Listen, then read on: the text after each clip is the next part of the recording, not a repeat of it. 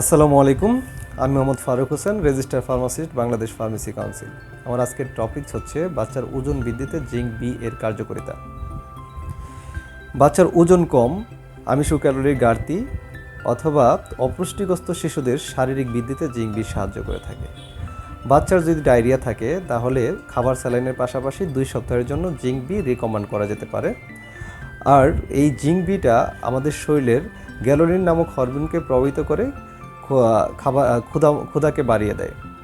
আর zinc B এর যদি ঘাটতি থাকে তাহলে কোন কোন উপসর্গগুলো দেখা দিতে পারে?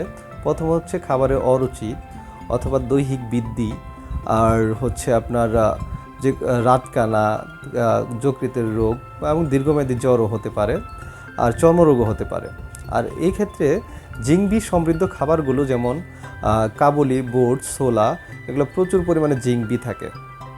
আর হচ্ছে জিঙ্ক বি এর জন্য রিকমেন্ডেড ডোজ, জিঙ্ক বি এর রিকমেন্ডেড ডোজগুলো হচ্ছে যেমন অ্যাডাল্টের ক্ষেত্রে আপনি 10 ml 2 টিস্পুন দিনে 2 থেকে 3 বার, আর চিলড্রেনের ক্ষেত্রে 10 ml বা 2 টিস্পুন দিনে 1 থেকে 3 বার, আর ইনফ্যান্ট শিশুদের ক্ষেত্রে আপনি 5 ml বা 1 টিস্পুন দিনে 1 থেকে 2 বার খেতে পারবেন, অথবা as recommended by physician. Thank you. আসসালামু আলাইকুম।